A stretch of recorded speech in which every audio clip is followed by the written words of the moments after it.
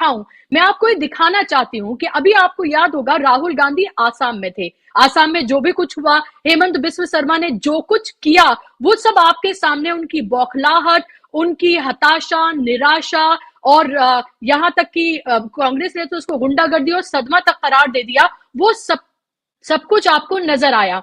हेमंत बिस्व शर्मा ने लगातार press conference की, और आज भी उन्होंने प्रेस कॉन्फ्रेंस की है, लेकिन प्रेस कॉन्फ्रेंस की एक बाइट मैं आपको सुनवाना चाहती हूं, और उस बाइट से आपको यह अंदाजा हो जाएगा, बखूबी, मुझे कुछ कहने की जरूरत नहीं पड़ेगी, कि आखिर राहुल गांधी की इस भारत जोड़ो यात्रा से बीजेपी कैसे सदमे में आई हुई है। और यहां तक कह डाला है कांग्रेस ने कि अपना दिमागी हालत जो है वो उनकी खराब हो चुकी है हेमंत बिस्व शर्मा की, इसीलिए वो इस तरह की बातें कर रहे हैं। सुनिए उन्होंने क्या कुछ कहा है, आप अपना माथा पीटेंगे और हंसेंगे भी। सुनिए हेमंत बिस्व शर्मा को। और एक असम में एक बहुत बड़ा प्रश्न भी खड़ा कर दिया है इंडिया टुडे एनी ने, कि वो बॉडी डबल यूज किया था बास में। मतलब बास का सामने जो राहुल गांधी को दिखाई देते हैं वो राहुल नहीं होता है। राहुल अंदर में 8 लोगों को बैठने का एक उनका कमरा है, वो कमरा में बैठता है। बाहर ही use a body double. That is the question a channel has post India Today any, is Rahul Gandhi body double part of Bharat Jodo Yatra. आप देखो ये सामने जो लोग बैठा है उसको राहुल गांधी नहीं लगते, दूर से राहुल गांधी लगते हैं। क्या मैंने तो देखा नहीं हूं, बट आप ये ट्वीट देख लीजिए। नहीं, मैंने मुझको कांग्रेस का लोग इतना ही बताया कि अंदर में 8 लोग बैठने का बास में बहुत ज्यादा स्पेशल जगह है, ज्यादातर समय वही रहता है। तो बास का सामने कौन रहता है जो लोगों को आप लोग फोटो खींचता है राहुल राहुल बोल के? तो ये India Today any has tweeted कि is Rahul Gandhi body double part of Bharat Jodo Yatra. ये एक स्टेट के चीफ मिनिस्टर हैं, और ना सिर्फ एक स्टेट के चीफ मिनिस्टर हैं, बल्कि पूरे नॉर्थ ईस्ट का भार इनके ऊपर है, प्रभारी हैं ये वहां के। और आपको पता है कि ये कोई सिर्फ ऐसे ही एक कोई चीफ मिनिस्टर नहीं है, बल्कि किस तरह से ये जो 2-3 पावरफुल चीफ मिनिस्टर माने जाते हैं भारतीय जनता पार्टी में, उनमें से एक है। इनकी हालत देखिए आप, ये किस तरह की बातें कर रहे हैं, कह रहे हैं कि बॉडी डबल जो है वो यूज किया जा रहा है क्या राहुल गांधी का। और कांग्रेस वाले इनको बता रहे हैं, अब कांग्रेस वाले हेमंत बिस्व शर्मा को बता रहे हैं कि अंदर जो बस है उनकी, उसमें क्या क्या है और किस तरह के तमाम प्रोविजंस हैं। ये एक चीफ मिनिस्टर बातें कर रहे हैं, तो इससे आप ये बौखलाहट आप ये समझिए। और दूसरी तरफ ये जो खबरें प्लान की जा रही हैं, एक तरफ ये दिखाया जा रहा है कि राम मंदिर की प्राण प्रतिष्ठा के बाद अब मोदी को जीतने से, 400 पार करने से कोई रोक नहीं सकता है। दूसरी तरफ बिहार में हालत आप ये देखिए कि एक तरफ जो मांझी हैं, जीतन राम मांझी, वो ये कह रहे हैं कि अगर नीतीश कुमार आते हैं तो हमारे लिए बहुत अच्छा होगा, यानी कि एनडीए के लिए बहुत अच्छा होगा। उससे पहले आपने देखा कि अमित शाह ने कहीं ना कहीं एक तरह के अपने नर्म तेवर दिखाए थे नीतीश कुमार को लेकर, क्योंकि उन्हें ये पता है कि बिहार में 2.5 का आंकड़ा भी बीजेपी पार नहीं कर पाएगी अगर जेडीयू से उनका गठबंधन नहीं होता है तो। और इसीलिए तमाम तरह के दाने जो हैं वो डाले जा रहे हैं। कर्पूरी ठाकुर को जो भारत रत्न दिया गया है वो भी कोई ऐसे ही नहीं दिया गया है, उसके पीछे भी पूरा एक बड़ा मकसद है। वहीं नीतीश कुमार हर बार सामने आकर उन्होंने साफ तौर पर यह कहा है कि इंडिया गठबंधन के जो दल है उनको जो ये आइडिया था ये उनका था, और वो मजबूती के साथ इंडिया गठबंधन में खड़े हैं, वो कहीं जाने वाले नहीं हैं। ममता बनर्जी ने भले ही ये जरूर कहा हो कि उनको इनविटेशन नहीं दिया गया, लेकिन अगर आप उनको केयरफुली सुनेंगे तो उन्होंने भी ये कहा कि वो इंडिया गठबंधन के साथ मजबूती से खड़ी हुई हैं।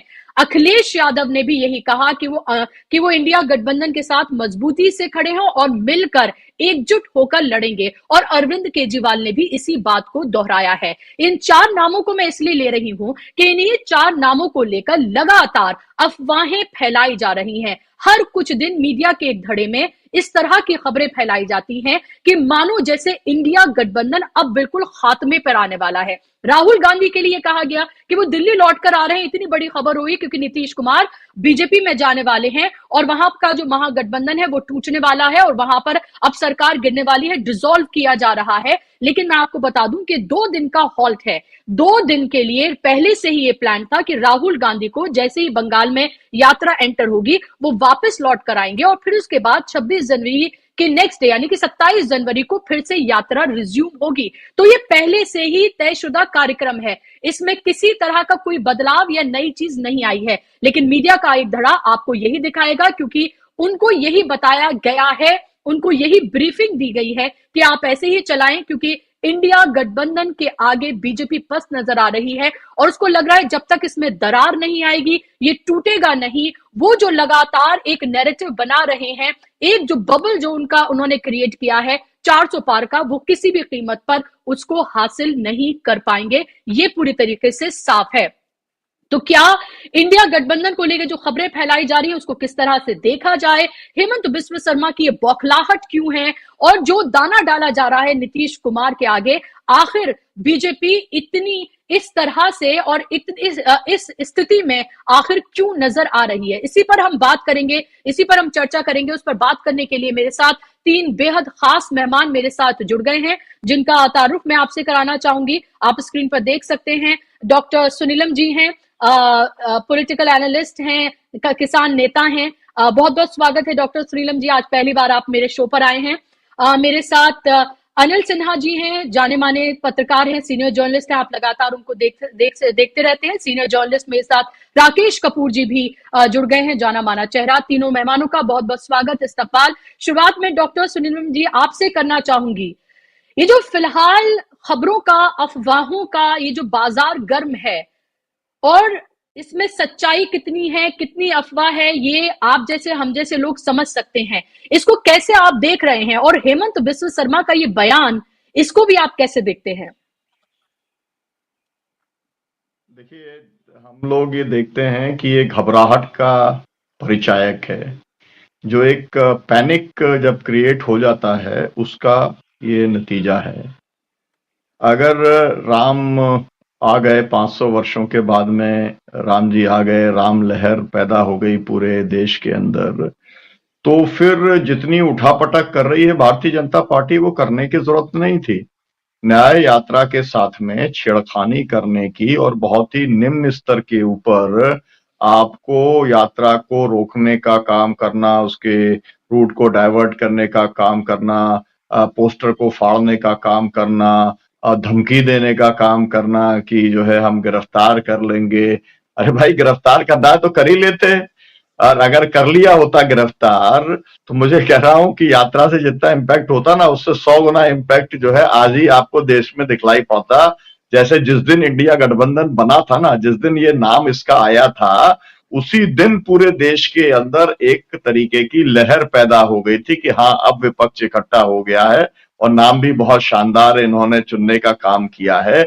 ऐसे ही अगर एक बार हाथ लगा देते, गिरफ्तारी अगर कर लेते, तो ये बंदर घुड़की जो है देते रहते हैं। अरविंद केजरीवाल को गिरफ्तार करेंगे, राहुल गांधी को गिरफ्तार करेंगे, किस किस को गिरफ्तारी करने का ये बोलते रहते हैं, लेकिन देना पड़ता है ना। भारत रत्न जो है अगर अभी दिया है कर्पूरी ठाकुर जी को, उसके पहले देना पड़ा नेताजी को, मुलायम सिंह यादव जी को, उसके पहले देना पड़ा जो है जॉर्ज फर्नांडिस को। भाई, जिन लोगों के साथ में आपकी इतनी दुश्मनी रही है, जो लोग आपके खिलाफ में जिंदगी भर लड़ते रहे हैं, उनको आपको कोई रत्न देने की जरूरत नहीं है, कोई पुरस्कृत करने की जरूरत नहीं है। तो मेरा कहने का मतलब ये है कि ये घबराहट का प्रतीक है। आपने लेकिन ये देखा होगा, मैं एक तरीके से मैं ये बधाई देना चाहता हूं, जिस तरीके की बढ़िया एक मैच्योरिटी जो लोग दिखा रहे हैं। जैसे अभी राहुल गांधी ने कहा कि हम टीएमसी के साथ खड़े होने आए हैं। उन्होंने ये नहीं कहा कि जो है टीएमसी हमारी दुश्मन है और इसको आप हराओ और जो है हम तो सभी सीटें यहाँ पर लड़ने वाले हैं, ऐसा नहीं। और जो है जयराम रमेश ने कहा कि टीएमसी के बिना इंडिया गठबंधन की कल्पना हम नहीं कर सकते। आप समझिए इस बात को। इसका मतलब क्या है? इसका मतलब ये है कि एक किस्म की ये रणनीति काम कर रही है और वो रणनीति ये है कि भाई ममता जी जीतेंगी, उनकी जो सीटें आएंगी वो इंडिया गठबंधन में जाएंगी, कांग्रेस अगर कहीं पर जीतती है और लेफ्ट कहीं पर जीतता है तो वो भी इंडिया गठबंधन में जाएगा। तो इसलिए उसके अंदर जिसे कहते हैं कि ये विन विन सिचुएशन है, और इसके अंदर जो है सबका अपना एक सपोर्ट बेस है। तो उससे के अंदर एक स्ट्रेटेजी के तहत जो भी कुछ है वो सब कुछ चल रहा है। और जहां तक नीतीश जी का सवाल है, नीतीश जी ने देखिए जो कुछ बताया जा रहा है, रोहिणी के 3 ट्वीट आ गए। अरे भाई रोहिणी जो है वो क्या हो गई रोहिणी, है ना, उनके ट्वीट के ऊपर आप क्या बात करेंगे। मतलब ठीक है गन के परिवार की बेटी हो सकती है, लेकिन अगर नीतीश जी ने परिवारवाद को लेकर के बोला तो वो एक तरीके से वो कर्पूरी ठाकुर जी ने जो बात एस्टेब्लिश्ड फैक्ट है कि अपने परिवार को आगे नहीं बढ़ने दिया। उनके नातेदार जब वो पहली बार बने और गए उनके पास में कि भाई अब हमारे कुछ नौकरी वोकरी लगा दो, तो उन्होंने 50 रुपए दिए, कहा कि अपना जो खानदानी काम है ना हज्जाम वाला, ये अपना उस तरह खरीदो और वो काम करने का काम करो। मेरा कहने का मतलब है जिस व्यक्ति ने जीवन भर परिवार को आगे नहीं बढ़ाया, अगर उसका उल्लेख नीतीश कर रहे हैं तो उसको जो है किसी और तरीके से देखे जाने का सवाल पैदा हो ही नहीं सकता। और ये क्योंकि एक भारतीय जनता पार्टी जो है वो बिहार को लेकर के उसको ये लग रहा है कि हमारे पास में कुछ रास्ता नहीं बचा है। उन्होंने हर तरीके के काम करके देख लिए, लेकिन पूरे देश के अंदर 9 सरकारों के अंदर विधायक खरीदे, 50-50 खोके दे करके उन्होंने सरकार बनाने का काम कर लिया। लेकिन यहाँ पर ये तो बहुत गरीब प्रदेश है ना, और यहाँ पर तो बहुत आसानी से आप खरीद सकते थे। गरीब लोगों को खरीदना सबसे आसान होता तो खरीद लेते, एक आध को खरीद के दिखा देती भारतीय जनता पार्टी, है ना। लेकिन ना तो जेडीयू का कोई बिका और ना कोई आरजेडी का कोई बिका, मेरा मतलब, और ना कोई लेफ्ट के जो लोग हैं वो बिके। तो ये सब ऐसी स्थिति है कि जब उन्हें समझ में नहीं आ रहा। और इंडिया गठबंधन के अंदर देखिए मैच्योरिटी की स्थिति आप देखिए। अब जो है बहन जी क्या कहती हैं, बहन जी कहती हैं अखिलेश यादव के बारे में वो बहुत ही निम्न स्तर का जो है कमेंट करती हैं। लेकिन राहुल वो क्या कहते हैं, अखिलेश यादव कहते हैं कि भाई हम तो जो है उन्हें प्रधानमंत्री बनाने का सोच रहे थे। मेरा मतलब ये है कि एक बहुत मैच्योर्ड चीज है। तो कुछ लोग जो है वो होते हैं बराबर किसी ना किसी तरीके से वो लोग अपनी टिप्पणियां करते रहते हैं, लेकिन मैच्योरिटी का मतलब ये है कि, और मुझे जो एक अंदर खाने की जो जानकारी है, व्यक्तिगत स्तर के ऊपर जो जानकारी है वो ये है कि बहुत ही ये जो इंडिया गठबंधन है इंटैक्ट है। आपने ये भी देखा, जैसे आप महाराष्ट्र का देखते हैं, महाराष्ट्र के अंदर अडानी के साथ में एक बार दिखलाई पड़े तो उन्होंने कहा कि अब तो ये टूट गया पूरा गठबंधन जो है। शरद पवार तो अब जा रहे हैं, शरद पवार को लेकर चलता रहा। बीच में फिर सावरकर वाला मामला आया, सावरकर को लेकर के फिर चला गया। शिवसेना का भी ऐसे ही हो रहा है। लेकिन वहां पर मैं अभी था, मधु दंडवते का जन्म शताब्दी वर्ष का कार्यक्रम था, वहां पर हमारे साथ में जो है शरद पवार जी थे और पृथ्वीराज चौहान जो पूर्व मुख्यमंत्री हैं वो भी थे, और हमारे साथ में फारूक अब्दुल्ला साहब भी थे, लेफ्ट के भी पूरे लोग थे, और जो है नाना पटोले भी थे। एकदम इंटैक्ट है और जमदारी के साथ में लड़ने वाला है। और ये असल में 3 ही स्टेट हैं जिसको लेकर के घबराहट है। वो घबराहट है कि महाराष्ट्र है, बंगाल है, और जो है इसको लेकर के इनको लगता ये है कि भाई यहाँ पर हम अगर कुछ नहीं तोड़ पा रहे हैं तो कैसे बात बनेगी। और यहाँ पर आपने देखा उत्तर प्रदेश के अंदर तो अब हो गया, जयंत चौधरी के साथ में एक हो गया है, कांग्रेस के साथ में भी गठबंधन होने वाला है, लगभग वो तय हो गया है। नीतीश कुमार की खबर आई है कि वो जो है इस यात्रा के अंदर वो उसको स्वागत करेंगे या शामिल होंगे, ये बात उनकी खबर आ चुकी है। और उन्होंने कह दिया, जब वो उन्होंने यहां पर आकर ये कह दिया है राहुल गांधी ने कि हम टीएमसी के साथ खड़े होने आए हैं, तो यही संदेश उत्तर प्रदेश के अंदर भी गया है कि वहां पर जाकर भी वो कहेंगे कि हम अखिलेश के साथ में खड़े होने के लिए आए हैं। और ये एक किस्म की अंडरस्टैंडिंग है, जो पूरा पावरफुल जहां पर है उसके साथ खड़े होंगे।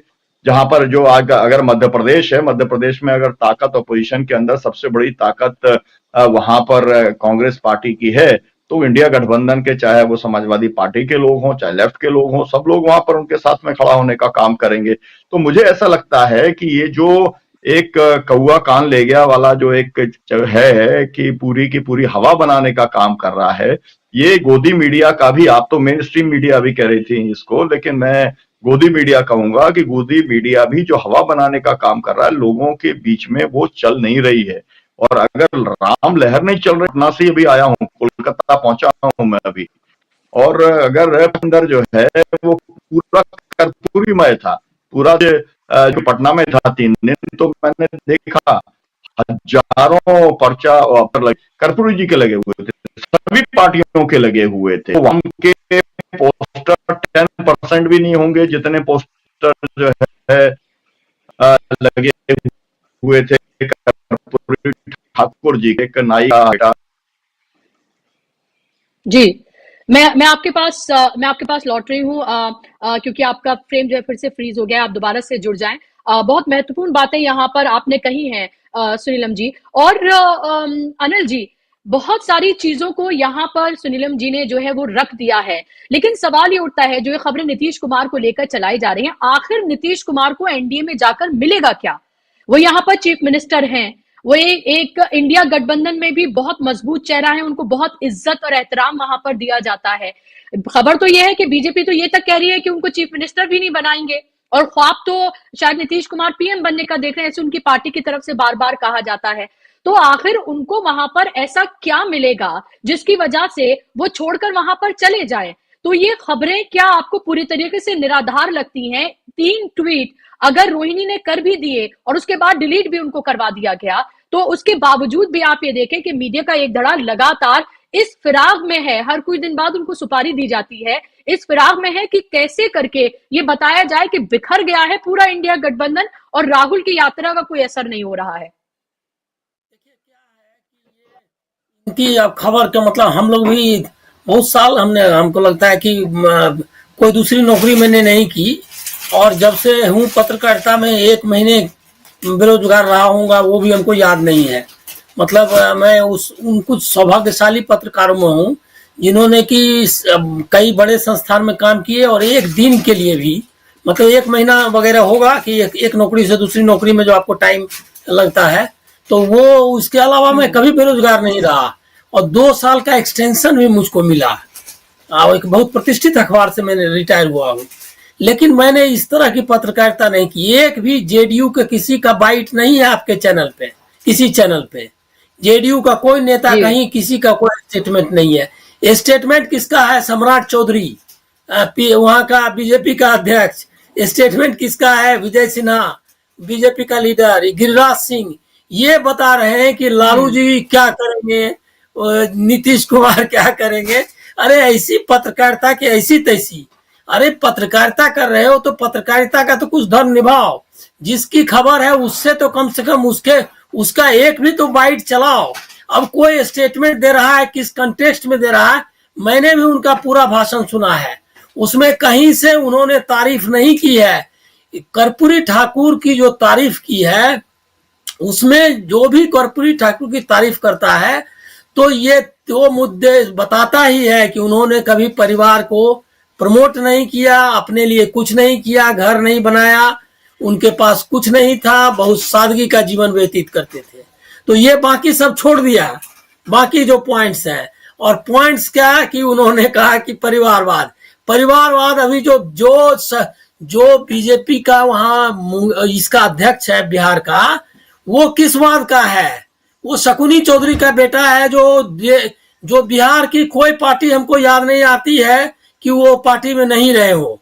शकुनी चौधरी कांग्रेस में रहे, कांग्रेस के अलावा हमको लग रहा है जनता दल में भी रहे, समाज कोई पार्टी मतलब उसको कोई ध्यान में नहीं, आरजेडी में भी रहे, जेडीयू में भी रहे, कोई पार्टी ऐसी ना, शायद बीएसपी वगैरह भी कर लिया होगा उन्होंने। अभी वो मैं किसी से पूछ लूंगा, उन्हीं के कंस्टिट्यूएंसी के किसी व्यक्ति से। लेकिन सारी पार्टियों से हो करके आए, और वो शकुनी चौधरी के बेटा है इसीलिए है वहां। वो मेरा जो पैतृक घर है उससे 100 किलोमीटर भी नहीं होगा उनका, जहाँ जो कंस्टिट्यूएंसी से है वो। तो ये तो मतलब नॉनसेंस है ना, क्योंकि वो जो है जिससे आप पूछ रहे हैं परिवारवाद कहा, और इसलिए वो परिवारवाद के विरोध में वो बीजेपी में जा रहे हैं, और बीजेपी के साथ पर जो स्टेटमेंट दे रहा है वो खुद जो है उनका बेटा है, उस पर उससे बाइट नहीं ले रहा है।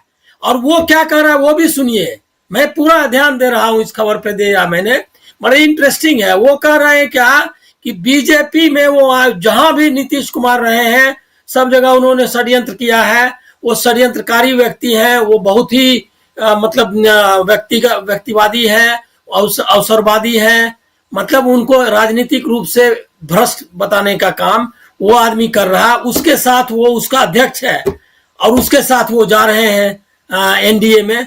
ये कौन मतलब किस तरह की पत्रकारिता है?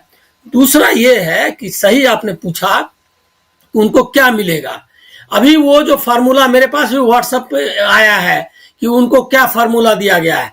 फार्मूला क्या है कि सीएम नहीं बनाया जाएगा आपको, फार्मूला नंबर 1। दूसरा नंबर फार्मूला है कि दो जेडीयू के डिप्टी सीएम बनाए जाएंगे, और इनको थर्ड है कि उनको सेंटर में मिनिस्टर बनाया जाएगा।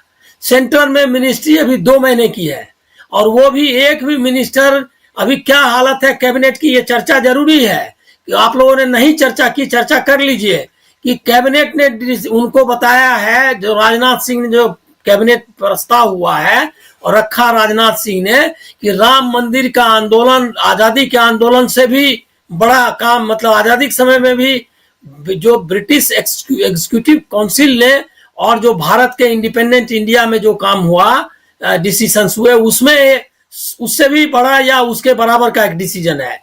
और उसके जो प्रणेता हैं वो हैं नरेंद्र मोदी, और नरेंद्र मोदी को सीधे भगवान ने ब्लेस्ड बाय गॉड, अब हिंदी में उसने क्या कहा है मालूम नहीं, लेकिन इसका मतलब यह है कि भगवान ने सीधे उनको भारत को का शासन करने के लिए भेजा है। अब ये प्रस्ताव है गवर्नमेंट ऑफ इंडिया का, ऐसा प्रस्ताव जो, जबकि इतनी सीटें जीत कर लाने वाले जवाहरलाल नेहरू के भी समय में नहीं हुआ होगा, इंदिरा गांधी के समय में भी इस तरह का प्रस्ताव नहीं हुआ कभी, और जो कि बांग्लादेश भी, और ये प्रस्ताव हुआ है।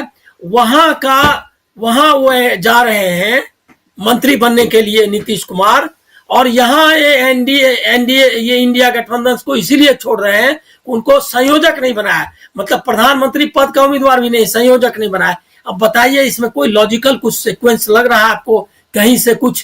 क्योंकि लॉजिक अगर ये है कि अगर उनको प्रधानमंत्री पद का कैंडिडेट बनना है, तो वहां जहां पर की ओपनिंग होने की बात छोड़ दीजिए, नौकर चाकर के बराबर कैबिनेट के लोगों की हैसियत बन गई है, वहां वो जाएंगे मंत्री बनने, और यहाँ पर कहेंगे इंडिया गठबंधन में सम्मान नहीं हो रहा है, इसके लिए वहां जा रहे हैं। अरे कुछ भी नॉनसेंस है ये। देखिए ये गलती जरूर है, मतलब इनकी आलोचना होनी चाहिए नीतीश कुमार जी की, कि बहुत जिम्मेदाराना ढंग से वो इसको ये पूरा हैंडल कर रहे हैं अभी की जो करंट पॉलिटिक्स है।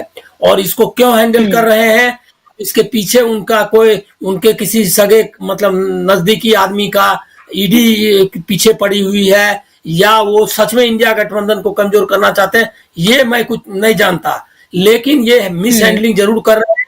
उनको ऐसे स्टेटमेंट्स नहीं देने चाहिए, और उनको एक एक स्टेटमेंट, जबकि पूरा मीडिया आपके खिलाफ पड़ा है, लगा हुआ, पूरा बीजेपी लगी हुई है, तो आपको स्टेटमेंट में बहुत सावधानी बरतनी चाहिए। दूसरा है क्या कि ये जो क्लाउड है, ये जो बादल छाए रहे हुए हैं, इनको उनको साफ करना चाहिए कि मैं इंडिया एक, इसमें 2 लाइन का स्टेटमेंट उनकी ओर से जारी होना है कि मैं इंडिया गठबंधन से बाहर नहीं जाने वाला हूं, और इंडिया गठबंधन में ही जो होगा मैं करूंगा।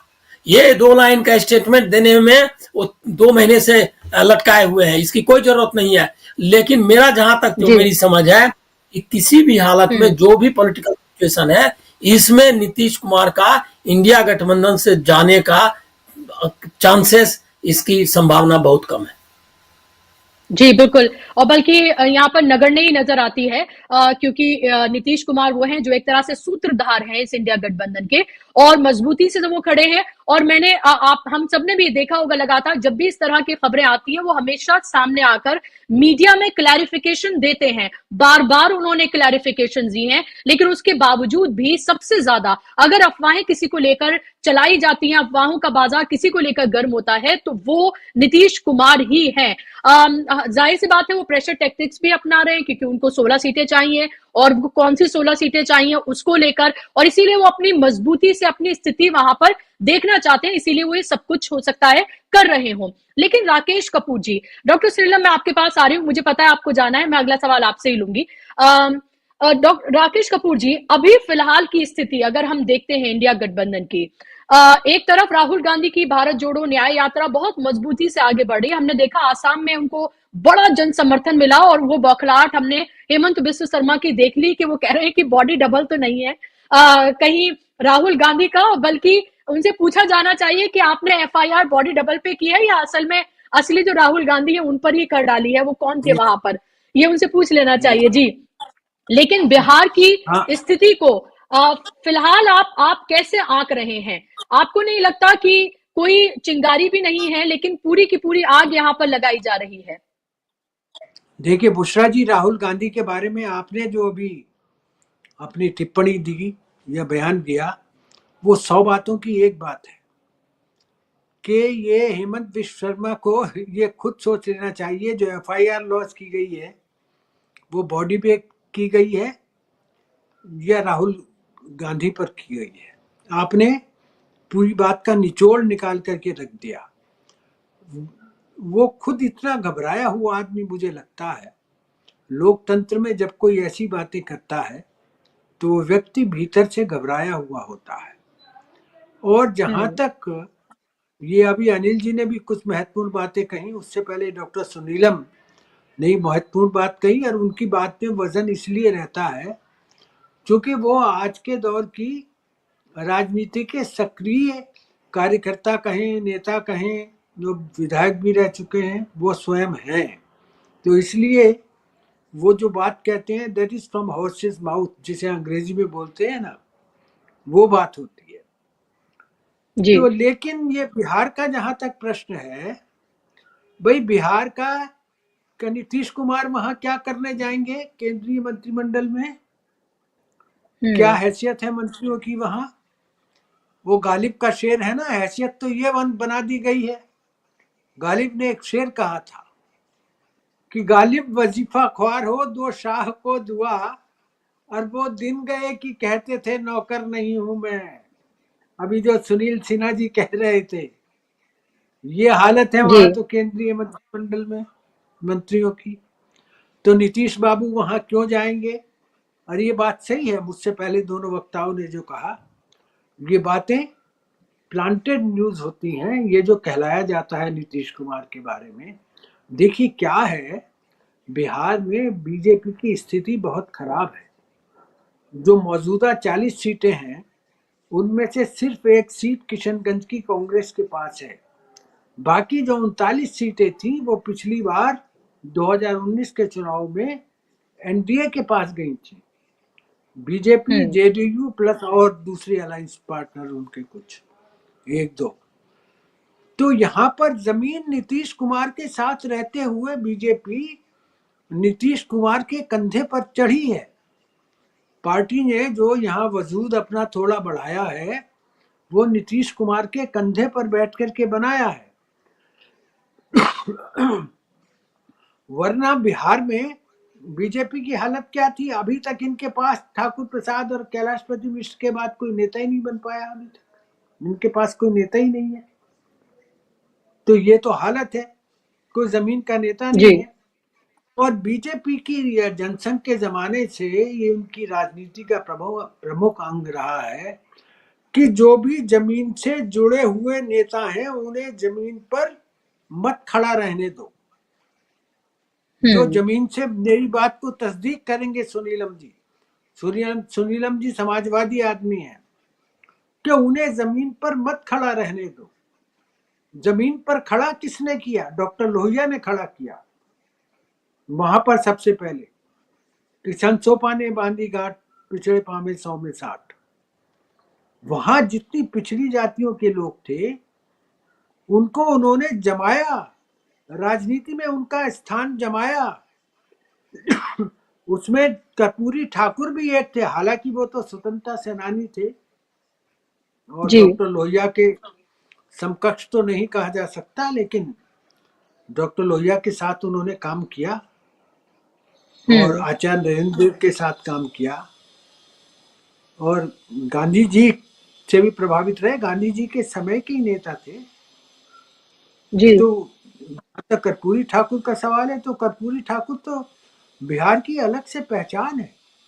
राजनीति में सर्वस्व होम करने वाला व्यक्ति, अगर कामराज के बाद कोई हुआ है गरीबी से, सबसे ज्यादा गरीब स्थिति से शिखर तक पहुंचने वाले व्यक्ति स्वतंत्र भारत की राजनीति में दो हुए हैं, कामराज और कर्पूरी ठाकुर, जिन्होंने बचपन में बहुत संघर्ष किया है, बहुत गरीबी से लेकर के वो राजनीति में अपनी जगह बनाई अपने संघर्ष से। जी। लेकिन नीतीश कुमार का जो सवाल है, नीतीश बाबू तो 1977 में पहला चुनाव लड़े थे लेकिन हार गए थे, जनता पार्टी से लड़े थे। इसके बावजूद वो राजनीति में रहे, चौधरी चरण सिंह की पसंद थे, उनकी पसंद बने। और मैंने कहा उनका यूएसपी सबसे बड़ा ये रहा है कि वो राजनीति में ग्रामीण राजनीति का संभ्रांत चेहरा है नीतीश बाबू, ये उनका यूएसपी है। और वो कुछ सौदेबाजी नहीं कर रहे हैं, वो सिर्फ चाहते हैं, मेरा ख्याल है जहां तक मुझे लगता है उनका जाने का सवाल ही पैदा नहीं होता। एनडीए में क्यों जाएंगे? अभी मैंने कहा ना, वहां तो हालत ये है कि बुरी हालत हो रही है वहां पर। जो मौजूदा मंत्री है उन्हीं की हालत क्या है। नीतीश बाबू की पार्टी का क्या एक सदस्य आरसीपी सिंह मंत्री नहीं रहा, वो कहाँ है अब? वो कहाँ है? उनकी पार्टी तहस नहस हो रही थी, इसी वजह से तो वो लालू जी के साथ आए, वरना लालू जी के साथ नहीं आते। वो लालू जी के साथ आए क्यों? तो नीतीश बाबू के जाने का सवाल पैदा नहीं होता। सिर्फ ये है कि बीजेपी वहां पर बार बार उन्हें हिला डुला करके देखती है, बार बार दे एक्सटेंड ऑलिव ब्रांच तो नीतीश कुमार के कहीं कुछ गुंजाइश है क्या? मैंने पहले भी दूसरे चैनल पे कहा था। और बीजेपी शांत नहीं बैठना चाहती है, बार बार वो विभिन्न स्रोतों से, विभिन्न जरियों से नीतीश कुमार पर ये मैसेज भिजवा रही है। अब नीतीश कुमार, जिसने भी सुना है भाषण उनका, अगर उसे पॉलिटिकली वो थोड़ा जागरूक व्यक्ति है तो समझ सकता है कि 24 जनवरी को कर्पूरी जी की जन्म शताब्दी पर जो उन्होंने भाषण दिया, वो मुझे लगता है एक चुनावी भाषण भी है। और नीतीश बाबू ये चाहते हैं कि बिहार विधानसभा के चुनाव जल्दी हो जाए। ये पक्की खबर है मेरे पास।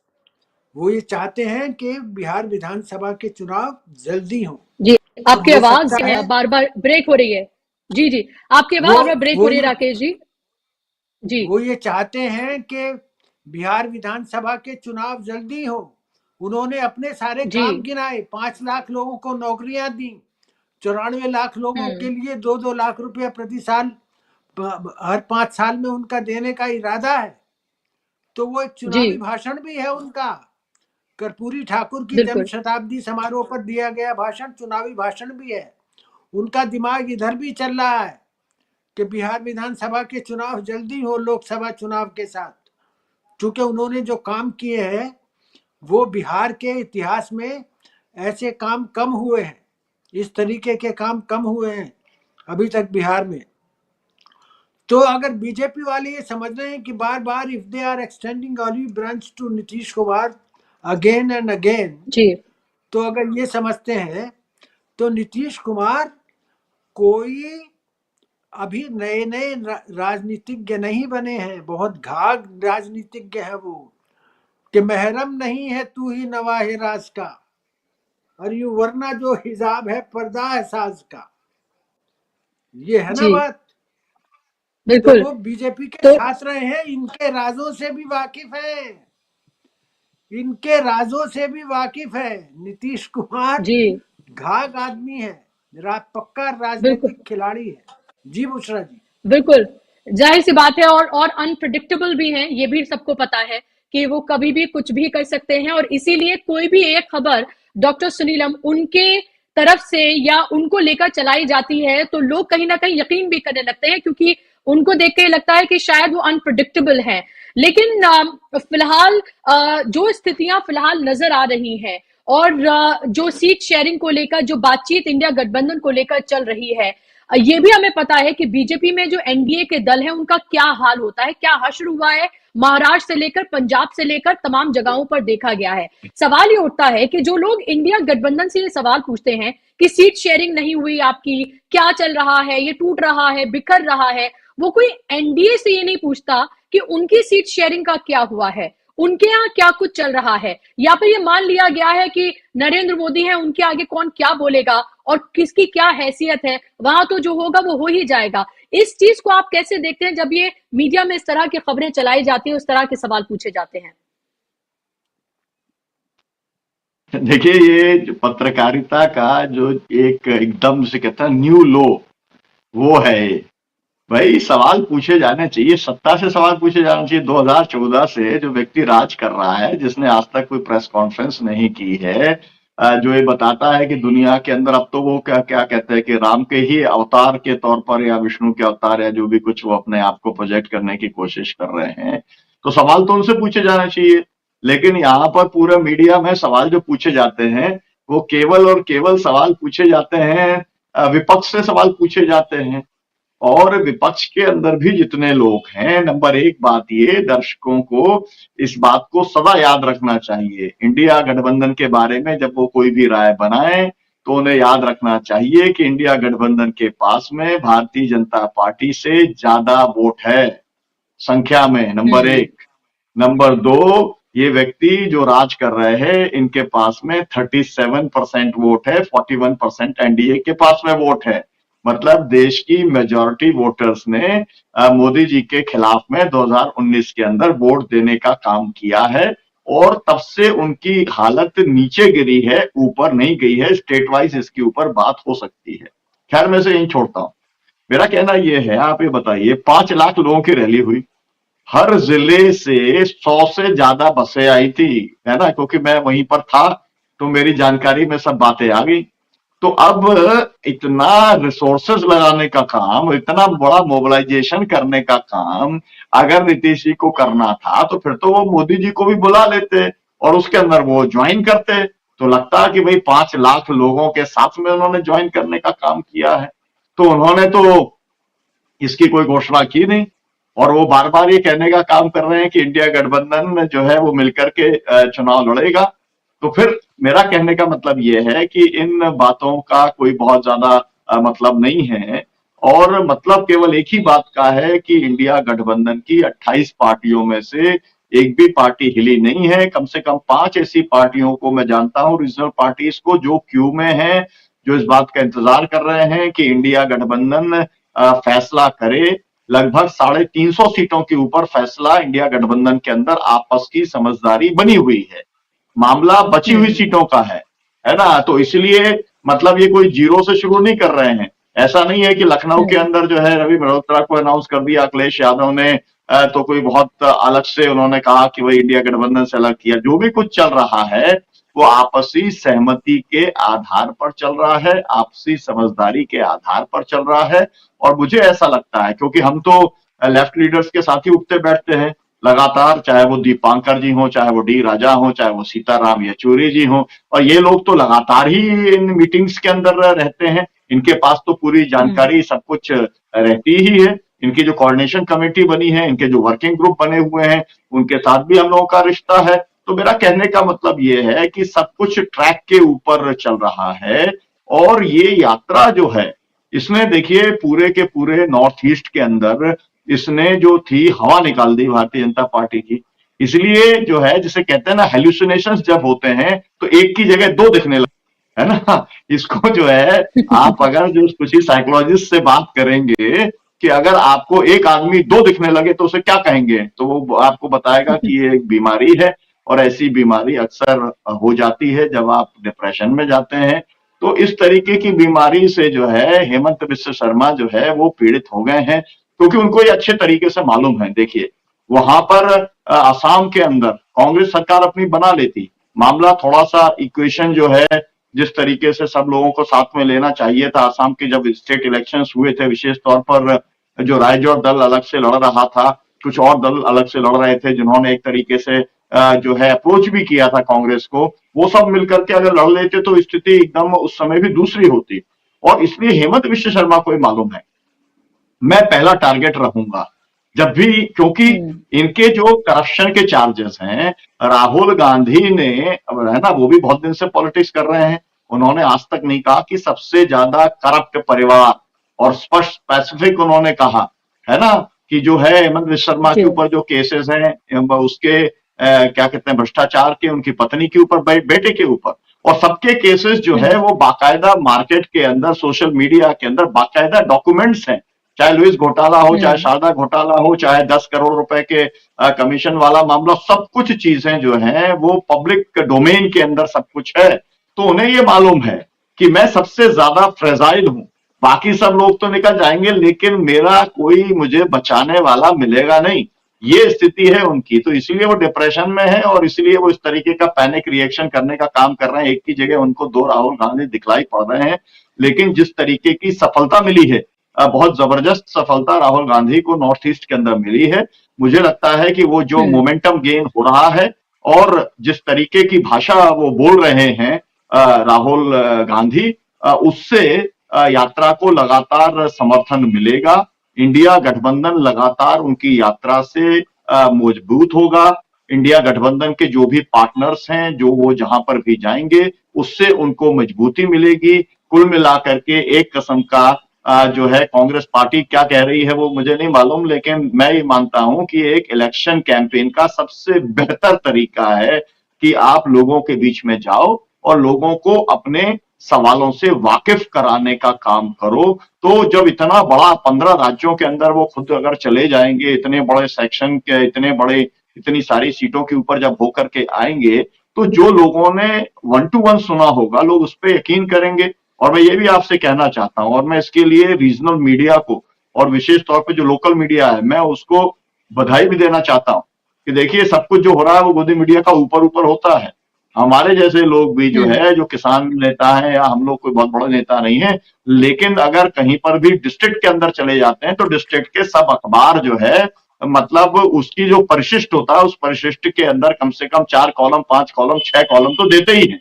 और ये बात हमने देखी है जब राहुल गांधी की यात्रा पूरे देश के अंदर चली, और बहुत बम्पर उनको जो है उस तरीके से मीडिया कवरेज मिला। तो ठीक है, दिल्ली के अखबारों में नहीं मिलता, दिल्ली के चैनल्स के अंदर नहीं मिलता, लेकिन लोकल तो बात जाती ही है ना। और सबसे ज्यादा ये तो देश ऐसा है कि यहाँ पर हियर से सबसे ज्यादा बात चलती है, वही बात सबसे ज्यादा जाती है। तो मुझे लगता है कि कुल मिलाकर के जो वातावरण बना है और जो है जिस तरीके की घबराहट दिख रही है, और ये सब जो है नीतीश जो है, जिसे कहते, कुछ लोगों को मजा भी आता है कि भाई देखो क्या क्या हो रहा है ना। मतलब जो लोग कम बोलते हैं, और ये बात तो सब जानते हैं कि नीतीश कम बोलते हैं, मतलब वो वैसे नहीं है कि जो हर बात के ऊपर टिप्पणी करें और हर बात के ऊपर बयान दें और सुबह से शाम तक जो है उनको उस तरीके की बोलने की बहुत ज्यादा शौक उन्हें नहीं है। लेकिन वो सब बातों पे आपको सभी लोग कहेंगे कि वो मैच्योर्ड पॉलिटिशियन है। और अब की बार कोई ऐसा प्रयास, मतलब वो जो कहते हैं ना कि अगर अब की बार उन्होंने इस तरीके का प्रयास किया तो वो उनकी आत्महत्या, क्या मतलब उनकी राजनीति पूरी तरीके से समाप्ति हो जाने वाली है ना। मतलब जिस दिन वो ये कदम उठाएंगे उस दिन वो अपने आप ऐलान करेंगे कि भाई आज के बाद मैं जो है इस देश की राजनीति के उससे बाहर हो गया। लेकिन आज की तारीख में इंडिया गठबंधन के वो खड़गे जी के अलावा और खड़गे जी के साथ में सबसे मैच्योर्ड, सबसे अनुभवी, सबसे लंबी पारी खेलने वाले, सबसे बढ़िया ढंग के एडमिनिस्ट्रेटर, और मैं ये भी कहूं जिन दर्शकों को मालूम नहीं है उन्हें मालूम होना चाहिए कि सबसे पहला व्यक्ति है जो है नीतीश कुमार, जिन्होंने की 50% महिलाओं को आरक्षण देने का काम किया। उसके पहले किसी राज्य के अंदर नहीं मिला। सबसे पहले व्यक्ति हैं जिन्होंने की शराबबंदी, जो कर्पूरी ठाकुर जी ने लागू की थी शराबबंदी, और उसी शराबबंदी को लेकर के उनकी सरकार गिरा दी थी, और इन्हीं संघियों के लोगों ने गिराई थी, कम्युनल फोर्सेस ने गिराने का काम किया था, है ना। उसको उन्होंने फिर से लागू करने का काम उन्होंने किया है। और जिस तरीके जाति जनगणना उन्होंने सबसे पहले और बहुत इफेक्टिवली कराने का काम किया है। तो मेरा कहने का मतलब है कि उन्होंने, वो सीरियस पॉलिटिशियन है, सीरियस पॉलिटिक्स करते हैं। और मुझे ऐसा लगता है कि देखिए एक एज के बाद में जाकर के और इतनी लंबी पारी खेलने के बाद में व्यक्ति को बहुत सत्ता की हवस नहीं रह जाती, उसे लगता है कि वो क्या योगदान करके जा सकता है। और वो एक अपने आप को एक स्टेट्समैन के तौर पर जो है अंतिम पारी वो खेलना चाहता है। मुझे लगता है कि नीतीश कुमार उसी लेवल के ऊपर पहुंचे हुए पॉलिटिशियन हैं और इसलिए जो सब जी रूमर्स जो चल रही हैं उनसे का बहुत ज्यादा नतीजा निकलने वाला नहीं है। जी बिल्कुल। बहुत सारी आपने बहुत महत्वपूर्ण बातें और एक तरह से सम अप इसको किया है आपने, लेकिन अनिल सिन्हा जी लगातार ये देख रहे हैं कि इंडिया गठबंधन के जो दलों के जो बड़े नेता हैं, हम उनको ईडी से डराने की, सीबीआई, आईटी से, इनसे डराने की लगातार कोशिशें हो रही हैं। आप झारखंड से लेकर दिल्ली से लेकर तमाम नेताओं को आप देख लीजिए, लेकिन लग रहा है कि इन नेताओं ने ये तय कर लिया है कि डरने वाले नहीं है, क्योंकि इनके लिए भी अस्तित्व की लड़ाई है, डू एंड डाई वाली इनके लिए लड़ाई है। ना पता है अभी नहीं तो कभी नहीं। ये 2024 का इलेक्शन है, इसके बाद फिर क्या होने जा रहा है? बीजेपी फिर से सत्ता में आ गई, ये इलेक्शन कैसे होंगे, किस तरह से होंगे, लोकतंत्र का क्या होगा, संविधान का क्या होगा, उसकी बानगी अभी हमने इस पूरे महीने में देखी है। और जो प्राण प्रतिष्ठा का कार्यक्रम हुआ उसमें मीडिया से लेकर नेताओं से लेकर सब लोगों ने क्या कुछ किया वो भी हमने सब कुछ देखा है। तो उनको समझ आ रहा है कि बीजेपी के साथ तो रहकर वैसे भी उन्हें कुछ हासिल नहीं होने जा रहा है, वो सिर्फ कठपुतली बने रहेंगे। और इंडिया गठबंधन ही एक ऐसी जगह है जहां वो इज्जत के साथ रहकर अपनी बात को कह भी सकते हैं, चला भी सकते हैं, और एक तरह का एक लोकतंत्र भी है। तो अब आपको लग रहा है कि ये तमाम खबरें ये बेसिर पैर की हैं, इस तरह की खबरें आती जाती रहेंगी, लेकिन इंडिया गठबंधन में किसी तरह की कोई फूट नहीं होगी। देखिए वो बहुत इंटरेस्टिंग है कि उनकी प्राण प्रतिष्ठा वाली चल रही थी खबर, चल अभी लगातार जारी है, उसका फॉलोअप भी जारी है और उसके और उसी का चल रहा है। मतलब अभी जो सुर है वो वही है। और उस बीच में देखिए कि खबर कहाँ कहाँ से चल रही है। एक तो खबर में है क्या कि असम में है, मतलब राहुल गांधी की यात्रा, फिर उसके बंगाल और उसके बाद बिहार, और ये तीनों जो है उनके राहुल गांधी के रूट मैप पे है। अब एक तो ये इसमें ध्यान देने की बात है। दूसरा ये है कि आप देख लीजिए कि जो भी सीटों का हिसाब किताब है, बीजेपी को जो सीटें लूज करने के जहां सबसे ज्यादा चांसेस है, और सबसे ज्यादा मतलब जहां लूज करेगी निश्चित है, जहां कोई सूरत नहीं है निकलने की, वो है बिहार। बिहार जिसको कि वाटरलू कहते हैं कि या पानीपत कहेंगे अगर मराठी के ये में, वो साबित होने वाला है इनके लिए, बीजेपी के लिए। 1 या 2 सीट भी जीतना उनके लिए मुश्किल होगा, ये आप जान लीजिए, क्योंकि जेडीयू की ताकत पर, सही कहा राकेश जी ने कि वो उनकी नीतीश कुमार के कंधे पर चढ़ के वो चल रहे थे, वो उनको ये मौका इस बार नहीं मिलने वाला है। इसीलिए सबसे ज्यादा कि उसी कंधे को तोड़ो।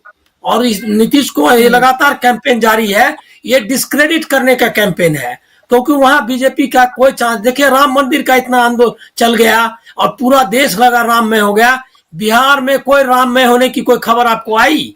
कुछ नहीं हुआ और उसका कोई असर नहीं दिख रहा है। तो वो जो पॉकेट है, जो कमजोर जिसको कहते हैं लिंक है, कमजोर पॉकेट है, वहां पर मीडिया तो उनका मीडिया वॉरियर्स है ना, ये उनकी आर्मी है पैदल सेना आगे की, तो वो वहां लग गई है। दूसरा देखिए कि ममता बनर्जी का जहां तक सवाल है, ये आप समझ लीजिए कि ममता वहां पर स्ट्रेटेजिकली ये जो कुछ जिस इलाके में अभी गए कूच बिहार, वो है बीजेपी का ट्रेडिशनल इलाका, मतलब वहां काफी ताकतवर है बीजेपी के इलाके में गए हैं राहुल गांधी, और वहां पर अब अगर फाइट अगर जो टीएमसी के खिलाफ है वर्कर्स लोग, वो कांग्रेस को भी एक ऑप्शन के रूप में देखे। मैं इसमें जरा भी चकित नहीं होऊंगा कि रणनीति के तौर पर कांग्रेस और तृणमूल कांग्रेस और लेफ्ट अलग लड़े, मतलब इधर अलायंस हो जाए, या तो कांग्रेस लेफ्ट का या कांग्रेस तृणमूल का और लेफ्ट बाहर, इस तरह से एक ट्रायंगुलर कंटेस्ट देंगे ताकि लोगों को ऑप्शन हो। अभी अगर मान लिया कि केरल में अगर दोनों का अलायंस हो जाए, कांग्रेस और बीजेपी इसका सीपीएम का, तो इससे किसको फायदा होगा? आप जो स्पेस नहीं है बीजेपी को, वो स्पेस मिलने वाला है। वही हुआ बंगाल में, 1 to 1 जो हो गया, इसकी वजह से 2 ही लोग रह गए। वहां ट्रायंगुलर कंटेस्ट होना चाहिए। मैं तो अगर उनका सलाहकार, अगर मैं इंडिया गठबंधन मुझको अगर बना ले, तो मैं उनको कहूंगा कि ट्रायंगुलर कंटेस्ट करिए और ऑप्शन दीजिए उनको, लोगों को। बीजेपी ऑप्शन नहीं होना चाहिए। अपोजिशन का भी स्पेस जो है वो भी आपके पास रहना चाहिए। फाइट होना चाहिए secular versus secular, communal versus secular नहीं, क्योंकि लोगों के पास ऑप्शन नहीं मिलता ना। अब केरल में तो बीजेपी नहीं आ सकती। अभी यही हालत देखिए, तेलंगाना में कोशिश कर रही थे केसीआर, क्या कर रहे थे, केसीआर चाहते थे कि 1-to-1 बीजेपी और हम अपना दिखाएं, और इसकी वजह से ये क्या कहते हैं बीजेपी के चांसेस थे। लेकिन जब केसीआर और इनमें फाइट हो गई तो बीजेपी खत्म हो गई। जेडीएस एंड कांग्रेस की सिचुएशन कर्नाटक में देखिए, अगर जेडीएस के साथ अलायंस करके ये कांग्रेस करती, भारी गलती करती। लोगों को ऑप्शन देना था, कुछ लोग अपना वोट किया जेडीएस में, नहीं तो सब बीजेपी का साथ वोट करता जो एंटी कांग्रेस वोट था। तो ये ऑप्शंस ये में बंगाल में है। बिहार की जहां तक बात है, वहां गठबंधन एकदम मुकम्मल है और उसमें कोई दरार आने के चांसेस नहीं है। और तीसरी बात मैं कहूंगा कि एक भी गठबंधन का कोई भी पार्टी अभी तक ये वो नहीं बोला अभी तक कि गठबंधन से हम निराश हो गए। वो कह रहा है सीट शेयरिंग से निराश हो गए, कोई कह रहा है क्या कि हमारे नेता को महत्व कम दिया जा रहा है। किसी ने नहीं कहा कि गठबंधन गलत है, किसी ने भी ये भी नहीं कहा कि गठबंधन से मैं बाहर जाना चाहता हूं, किसी ने ये भी नहीं कहा कि इससे अच्छा तो एनडीए है। तो आप समझ लीजिए कि इंडिया गठबंधन और एनडीए का। और जहां तक एक बात मैं कई जगह बोलना चाहता हूं, स्पेस ही नहीं रहता, सबसे ज्यादा अगर मतलब जो पार्टी बेचैनी में है अंदर से, वो है बीजेपी। बीजेपी के सारे नेता, दरबारी की भी हालत नहीं रह गई उनकी। वो आज स्टेटमेंट आया है कि कोई भी मंत्री नहीं जाएगा, स्टेटमेंट है, मतलब ये का इंफॉर्मेशन मिनिस्टर का, कि कोई भी पूछा गया उससे तो उसने कहा कि अभी कुछ सब मंत्री को अयोध्या जाने से मना कर दिया गया है। मतलब कि अयोध्या जाना सिर्फ प्रधानमंत्री का काम था, तुम लोगों में से जाकर वहां भाषणबाजी मत करो। तो ये है उनका। वो पहले भी उन्होंने सबको भेज दिया, अमित शाह तक को जो है ये मौका नहीं मिला कि जो ग्लोरी जो है मिलेनियम की ग्लोरी, जिसको कह रहे हैं क्या कि हिंदुस्तान के इतिहास में कभी हुआ नहीं, उस ग्लोरी को शेयर करने के लिए प्रधानमंत्री तैयार नहीं है। सिर्फ उन्होंने मोहन भागवत से शेयर किया, वो भी किसी हैसियत में नहीं, बगल में बैठ करके। न पूजा में उनका कोई रोल था, न कोई भाषण भी उनको छोटा देना पड़ा। पहली बार एक किसी ने लिखा भी है, आज किसी का कॉलम में पढ़ रहा था, का पहली बार ऐसा हुआ कि किसी स्वयंसेवक से निचले दर्जे की स्थिति में उसका सरसंघ चालक रहा हो। वहां आरएसएस में हायरार्की बना हुआ है। अगर वाजपेयी या आडवाणी भी गए कभी, तो सर चालक ऊपर बैठा हुआ है और वो लोग ये जो उनका है ध्वज प्रणाम, वो जो है नीचे से, वो ये नहीं है कि बराबरी में नहीं बैठ सकता, वो बराबरी में भी बैठा और सबसे कम समय के लिए भाषण करने का मौका मिला। तो ये पहली बार हुआ है। तो ये मोदी जी किसी से ग्लोरी शेयर नहीं कर रहे हैं। आपको क्या लग रहा है कि राजनाथ सिंह है, नितिन गडकरी का तो नाम आना ही बंद हो गया मीडिया में, नितिन गडकरी है, ये सब क्या मान लेंगे कि इनका भाग ऐसा ही था? नहीं, बीजेपी सबसे अभी डिस्टर्ब पार्टी है। ये बात मीडिया में नहीं आ रहा है जो आना चाहिए। बिल्कुल, और यही वजह है। और देखिए, दिखाया जाता है सबसे संगठित पार्टी है। राकेश कपूर जी, आखिरी कमेंट आपसे संक्षेप में मैं चाहूंगी, वक्त की बहुत कमी है, कि ये दिखाया जाता है दुनिया की सबसे बड़ी पार्टी, बहुत संगठित पार्टी है, यहाँ पर बहुत उसूल पसंद पार्टी है, इनके यहाँ कुछ भी ऐसा वैसा नहीं होता, कोई यहाँ मुंह खोल नहीं सकता, कांग्रेस की तरह नहीं है। तो एक तरफ आप कांग्रेस पर परिवारवाद का, एक ही परिवार सब कुछ करा, इसका इल्जाम लगाते हैं, दूसरी तरफ आप ये देखिए कि बीजेपी में तो किसी की हैसियत ही नहीं है मोदी के आगे, वही सब कुछ सर्वे सर्वा है, वही शुरू है, वही आखिर है। तो ऐसी पार्टी के आगे कोई बोल ना सके। अभी हमने देखा 3 राज्यों के जो चीफ मिनिस्टर जो बनाए गए हैं, उसमें हमने देख लिया किसको बनाया गया है, कौन थे वो नाम, जो बड़े बड़े चेहरे थे उनको खत्म कर दिया गया। तो ऐसे में क्या आपको लगता है कि यही वजह है कि ये भी एक बड़ी वजह है जो इंडिया गठबंधन इंटैक्ट है, कि वहां पर जाकर तो उनकी हैसियत ही खत्म हो जानी है, और ये उन्होंने सब कुछ देखा है। हाँ बुशरा जी, मैं आपकी बात से भी सहमत हूँ और अनिल सिन्हा जी की भी बात से सहमत हूँ जो उन्होंने कहा जी। लेकिन मैं इसे एक बहुत गंभीर वक्तव्य मानता हूँ जो सूचना प्रसारण मंत्री ने दिया है कि किसी भी केंद्रीय मंत्री को जाने की इजाजत नहीं है। भारतीय संविधान में धर्म मेरा निजी स्वतंत्रता का मामला है, मुझे निजी स्वतंत्रता है धर्म की, सामूहिक स्वतंत्रता नहीं है। धर्म मेरा निजी मामला है, मुझे पूरी स्वतंत्रता है। क्या जी किसी मंत्री, केंद्रीय मंत्री की इस स्वतंत्रता पर आप अंकुश लगा सकते हैं? ये बहुत गंभीर और कानूनी मसला है। डॉक्टर सुनीलम इस बारे में विचार करके बात करेंगे। लेकिन जहां तक और दूसरी बातें हैं, वो तो मैंने पहले कहा कि इंडिया गठबंधन के टूटने का प्रश्न ही पैदा नहीं होता है।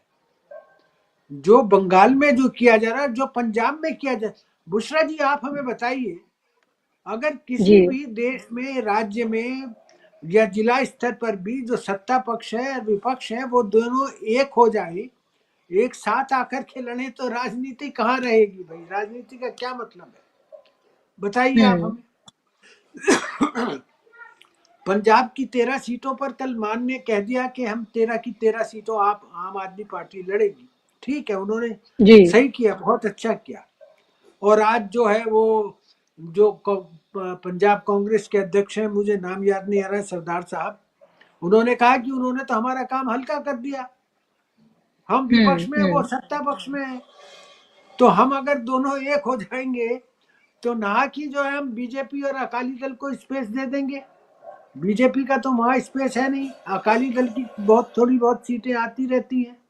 बीजेपी अकाली दल के साथ गठबंधन करके सीटें लाती थी। यही स्थिति पश्चिम बंगाल में है, अनिल सिन्हा जी ने बहुत खोल करके बताया। और ये जो कह रहे हैं अरविंद केजरीवाल और ममता बनर्जी के हम इंडिया गठबंधन से बाहर नहीं हैं, तो ममता बनर्जी ने बेशक कहा कि कांग्रेस से हमारा कोई सीटों पर बंटवारा नहीं होगा, हम सब इंडिपेंडेंटली लड़ेंगे, हमारी पार्टी जो है वो सारी 42 सीटों पर लड़ेगी। तो लड़े, अच्छी बात है।